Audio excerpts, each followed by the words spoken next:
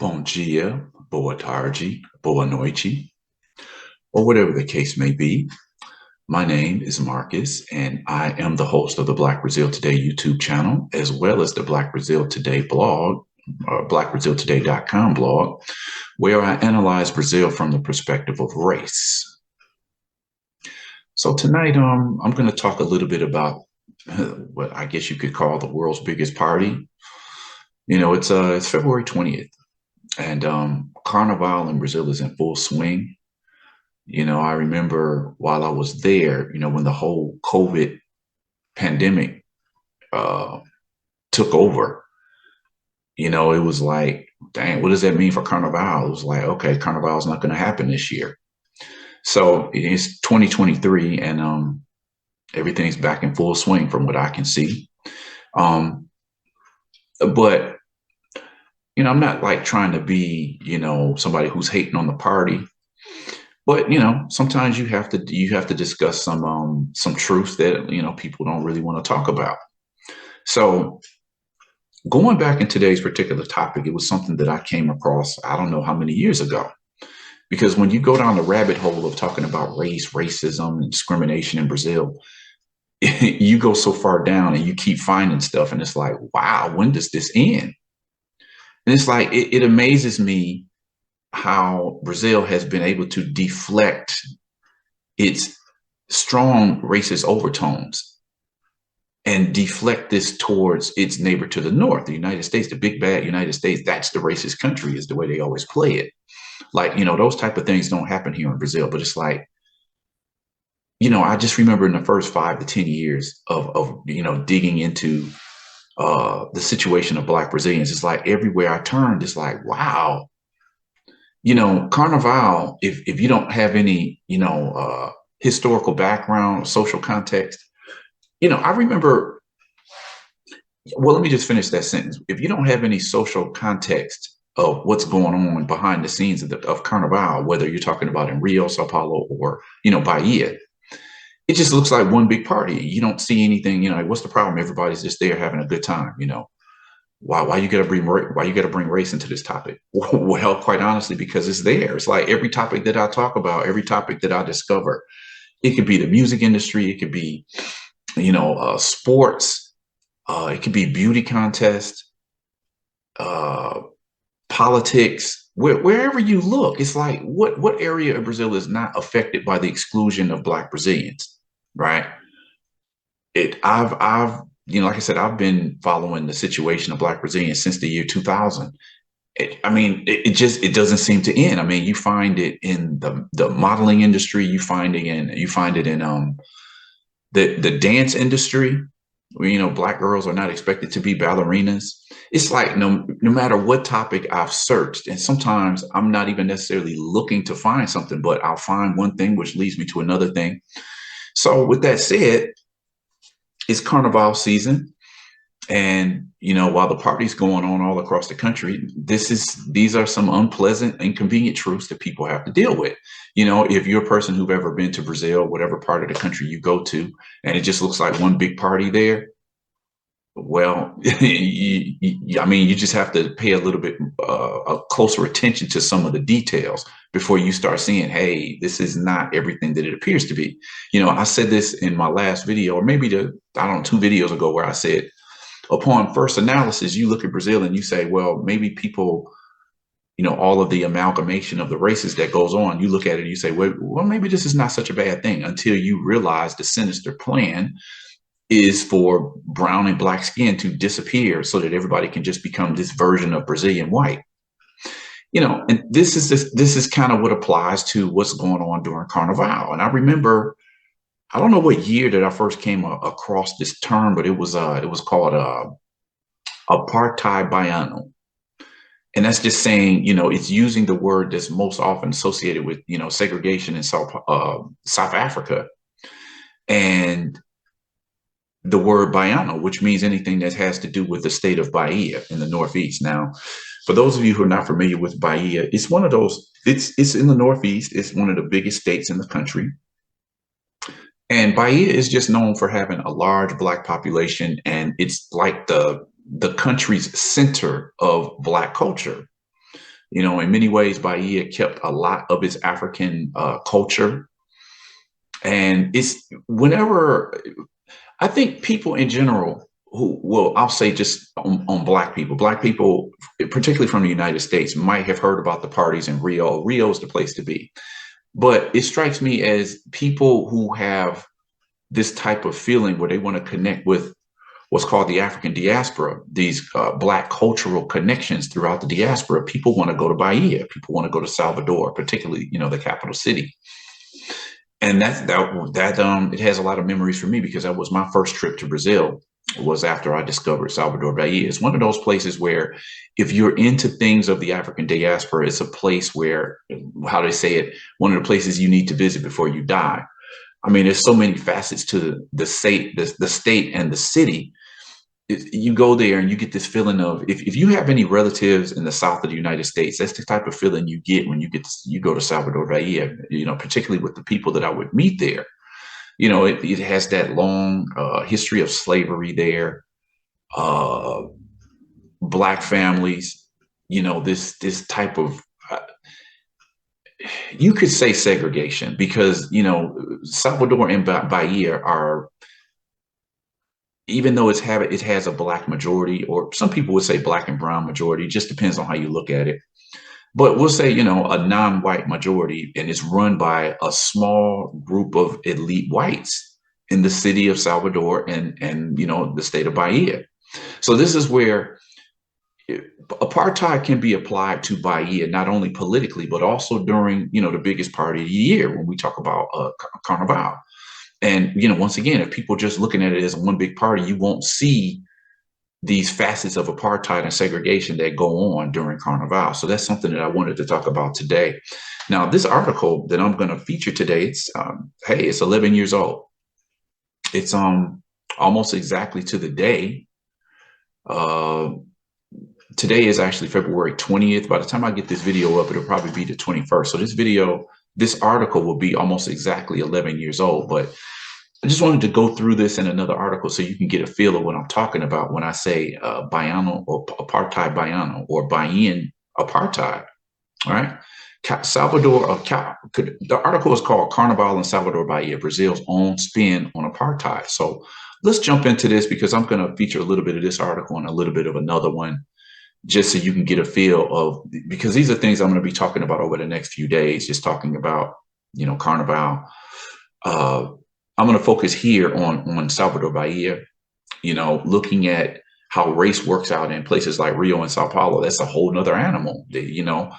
Afro-Brazilian activists have complained about certain exclusions that go on in Sao Paulo and Rio's Carnival as well.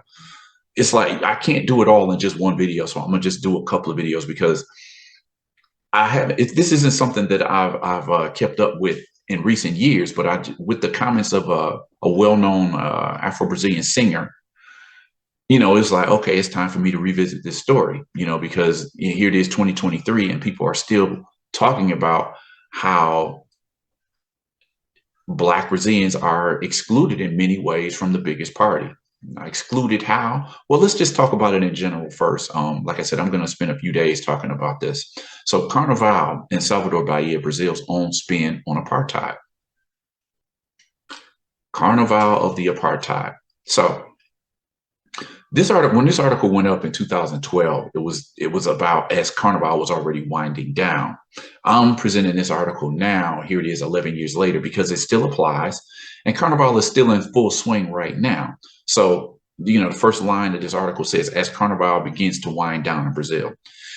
And, it's in full bloom right now. But as I said, just follow this story so you can get a better idea of what goes on behind the scenes of the party. You can't call it just open apartheid as if there's black, black, preto negro in Portuguese, and branco, meaning white, just blatant apartheid as if it's legally sanctioned. That's not what we're talking about here. But I've always said you don't need laws to segregate people and to create an apartheid type environment. So let's get into this story. As Carnival begins to wind down in Brazil, one particular issue won't be dying down anytime soon: racism. The racism practiced by Brazil's elites was perhaps more sophisticated and effective than that racism practiced during the years of Jim Crow America or apartheid South Africa. Racism in both of those countries was legally sanctioned and admitted. Brazil's racism, on the other hand, was never sanctioned by law, never really explicitly based on color, and it was always denied when people brought it up. For many years, this proclamation of a quote unquote racial democracy worked quite well. If you continue to repeat something over and over, even if it's not true, people will begin to believe it. Over the past 2 decades, academic and social studies have blown the lid off of the myth of Brazil's racial democracy, but sometimes people need to see things to believe it. That's my point with this whole piece. For those of you who haven't followed anything on this blog and don't know anything about Brazil, here are a few things to know about Salvador, Bahia. It is a city of about 3 million citizens located in northeastern Brazil. It was a major port of entry for African slaves during the transatlantic slave trade, and today the city and state are considered to be the center of African culture in Brazil. It is sometimes said that if one is never able to visit Africa, Salvador, Bahia is probably the closest you can get. Today, the population of Salvador is said to be 80% Afro-Brazilian, while the state is said to be 70% Afro-Brazilian. But in terms of political and economic power, the numerical majority can be classified as the minority. One will notice that in Salvador, Bahia, the upper middle class neighborhoods are populated by a majority of people whose physical appearance is more European. Bahia has never elected a Black governor, and its business and political elites are mostly white. In 1991, Nelson Mandela came to Brazil in search of an example of an ideal society for which he could model a new social structure in post-apartheid South Africa. But what he found when he visited Salvador, Bahia reminded him of what he saw in his own country: a Black majority ruled by a white minority, children out of school, luxurious residences overlooking slum areas, and high rates of unemployment amongst Brazilians of African descent. After conversing with militants of the Movimento Negro, or the Black social rights movement, Mandela quickly changed his opinion about the situation in Bahia. One other area where one can see blatant examples of Salvador's apartheid is during the Carnival season. Every year, thousands of Baianos, meaning Bahians, fill the streets of Salvador for this annual celebration, and while it may look like a good time, upon closer analysis, the roots of exclusion and privilege become more apparent. So when you look at these pictures, you wonder what's going on here. I'm going to get more into that, but just take a look at the picture here. You've got the majority of people. Okay, why are they holding this rope? Because this rope separates the common folks participating in the Carnival versus those people who enjoy Carnival inside of this like VIP section called a camarote, right? They are separating the masses, mostly of Black and brown people, and segregating those mostly white people who celebrate inside these VIP sections that they've paid a lot of money to be in the middle of this Carnival, separated from the majority Black and brown people. It's when you see it from a top, it's like the picture that's shown here. When you look at this picture, you can almost see it because a lot of these people are very fair or white skinned, right? These people, Black people themselves, are being used to separate the camarotes, right? The VIP sections where most Black and brown people in Bahia can't afford to take part of the festivities in this section. I mean, imagine going to, I don't know, like a basketball arena, NBA basketball arena. You pay for those VIP seats that are supposed to be like the best in the house. That's kind of like what you would see with a camarote. That's the closest thing I could compare it to. It's like you have a VIP section where a very privileged view of Carnival, while the masses are just, bumper to bumper in the audience, running into each other. And these people in the camarote, they have like the best view in the house, right? I mean, they pay a lot of money to get in there. It's a view and a section of Carnival that most, Afro-Brazilians cannot afford to participate in. So they use Black people themselves to make this segregation, right? Now, in Salvador's Carnival, one is either one of the haves or one of the have-nots. If you are a person of economic means, you can purchase tickets to party inside the Carnival procession of music groups that is roped off and restricted for the economically privileged. The huge trucks carrying the bands are roped off by cordeiros, people who are in charge of securing the ropes, thus separating the haves from the have-nots. The job is exhausting as the cordeiro actually rents out his body to protect the bodies of those inside the rope. Again, the area called the camarote. Tickets to party in the camarote can run as high as 2,000 reais. At the time, it was about worth $1,160. Of course, 2,000 reais now is probably worth about $400 because the last I checked, the $1 was still worth like 5 reais or something close to it. I haven't looked at it in a while. But still, at the time that I had this article out, 2,000 reais was worth about 1,160 US dollars, which is which is way out of the price range of Bahia's poor residents. Inside the ropes, the middle class participants are almost 100% white or at least whiter looking, while the masses, called the pipoca or popcorn, remain outside of the ropes, and they are primarily Afro-Brazilians. All right, you see this photo right here. This guy is saying, "Lower the rope, black man, free yourself from slavery." So they're basically talking about the cordeiros, right? They say, get lower the rope because you're participating. This is almost a form of slavery. The type of work that you're doing here to separate the masses from what you could say a vastly majority white elite that's inside of this camarote, right? Let me see. So this is inside the camarote. Then you see the pipoca or the masses outside of the rope, and then you see the police in here keeping them in check. Adding insult to injury, the cordeiros responsible for separating the white halves from the primarily non-white have-nots are almost always black. They are usually paid about 30 reais, which at the time was about 17, a little bit more than 17 US dollars a day, to separate masses of people, most of whom look like them. In the expensive private suites, the racial and economic divisions are also starkly apparent. Can you see the division of the haves and the have-nots? It's pretty clear here if you really look at it. Highlighting another fact that I have written about previously, the musical groups that appear in the Carnival processions at prime time and appear on television are also overwhelmingly white. Although Salvador is 80% black, white artists like Daniela Mercury and Ivete Sangalo get most of the media coverage and advertising sponsorship. Those are whole other stories I have to talk about another time. It gets pretty deep when you look at it. Carnival, this is Ivete Sangalo. Now, here's the point. Ivete Sangalo has been, a big money earning entertainer for a number of years, a few decades. And it's nothing against her as a performer. But the point is, she knows that she receives a certain privilege in Brazil because of the color of her skin. Numerous Afro-Brazilian activists and performers have spoken out about this. Like, okay, if we're in a racial democracy, why is it that this woman seems to get so much, highlight during Carnival? She gets TV time. She gets a huge, she gets huge sponsorships, while other black performers don't get the same thing. This is what I was saying. Another Afro-Brazilian performer just came out like last week and made another statement like, why was she excluded from Carnival this season? It's not a secret when you really look at what's going on there.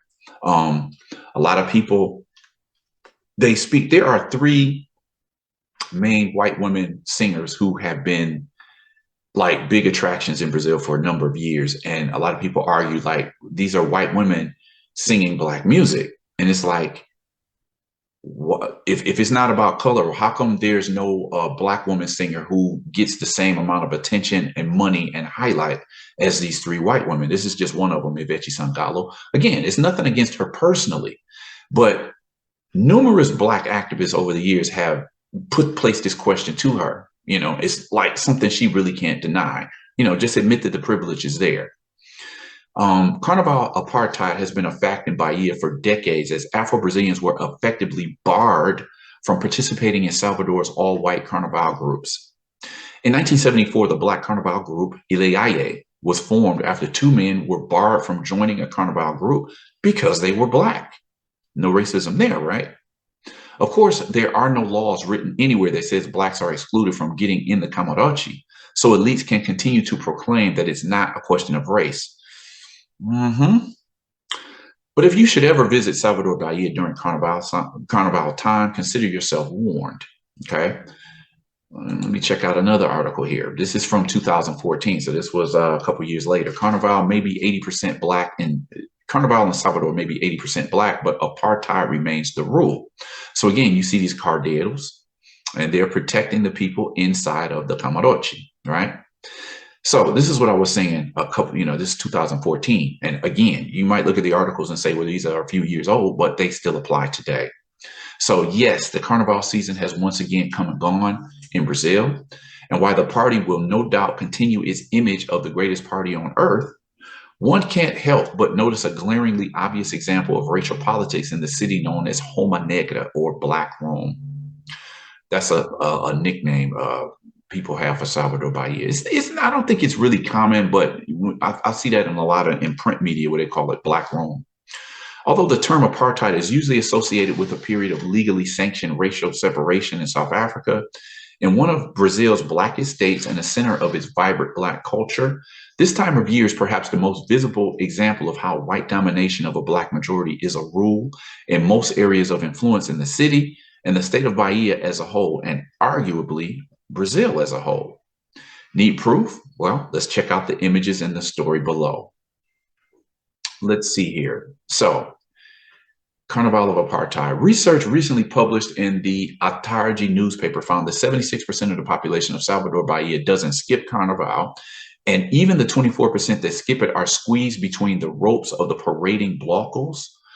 On one side are those who have found themselves enjoying the revelry resources within the camarotes, again, cabins, similar to box seats or VIP areas, in the large trio blocos closed to the public. And on the other, the common people in the streets fighting for any space behind the electric trios at the base of the pushing and shoving, leading to police clubbing left and right. So let me see, there were a couple terms here I wanted to discuss here. So blocos, number one. What are blocos? And you come across this if you've ever visited Brazilian Carnaval, particularly in the Northeast. Blocos are groups of individuals who plan street parties during the Carnival. Well, this one is talking about Rio de Janeiro, but you have blocos in many different areas of the country.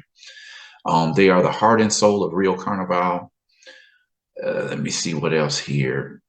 Each blocko writes a theme song and has a band to play the samba music. Okay, so they're slightly different in Rio versus what you'll find in Carnival in the Northeast. Let me see here. Then I mentioned something called the trio electricals, like the electric trios. In the Brazilian state of Bahia, Carnival is driven by trio electrical, a huge vehicle loaded with musicians and speakers and surrounded by dancers. Okay, so that's generally what we're describing here when we're talking about trio electricals and blocos, right? Some years later, we would get blocos afros, those Carnival blocos that were more leaning towards African culture. Let me see here. Okay. So again, this is one of the same pictures that I just showed, just showing this is the camarote, this is the group in the middle here. They're in the VIP section and you have everybody else on the outside. So if you're part of the VIP, you're in this section right here. Let me see what else. Okay. The color of the people outside of the blocos, overwhelmingly Black rope holders separate the overwhelmingly Black crowds from the overwhelmingly white VIP areas. Salvador's Carnival, apartheid. Apartheid and selectivity on an island of whites surrounded by rope of Black men and women. At Carnival, the only time that the rich white minority prevails over historically and mathematically Black city. The camarotes have become ubiquitous in the Carnival of Salvador and represent today what, famed Grammy nominated, not sure if he's won, he might have won a Grammy by now, but musician Carlinhos Brown himself called last year an apartheid of the party, along with the ropes that separate the people and the blocos of the great artist of the party. Throughout the period of Carnival, Black is the tone of the rope, okay? In this context, attention is drawn to whoever is willing to make a critical reading of the Carnival of Salvador, the fact that in no other time does the class struggle unfold with such rigor in our city. Okay, this is from Morilia Lamanto Veloso, the promoter of justice in Bahia. This is like the same picture that I showed you in the previous post. The president of one of the more traditional bands of Bahia, João Jorge Rodrigues, has made a number of criticisms of Carnival. It is a discriminatory carnival segregated with mechanisms that replicate Brazilian capitalism. The great exclusion of the majority for the benefit of a minority, said the leader of Olodum. So this is, again, this is just, I'm leaving this as an introductory video so that I can get more into, because it would take me a while to explain all of this, because it gets down to, like I said, when money comes on the table, the sponsorships, the routes throughout the city where the musicians can perform, how certain musicians will get more spotlight, they'll get more TV time during prime time than other people. And I guess from my description, you can just kind of figure out, okay, which people, according to skin color, is kind of left out, and which one is given highlight during these huge carnival progressions and processions, we'll say. So I'm going to leave this article here. It's a brief introduction to what they call like Bahian apartheid. I hope you picked up something from this. It's not just one big party, even though that's what it may seem, but politically there's a lot more going on that you may not recognize. So I'm going to leave that here. Definitely leave your thoughts about the contents of this video. Tell me what you thought. Let me know if you've ever been to any carnival in Brazil. Feel free to definitely share this video, subscribe to the channel, click on the notification button so that you get new videos as I put them up. And Carnival is going to be going on for a couple more days, so I'm going to get back with another video specifically talking about Carnival probably tomorrow. So look forward, if you enjoyed this video, definitely come back and check out the next video that I post up.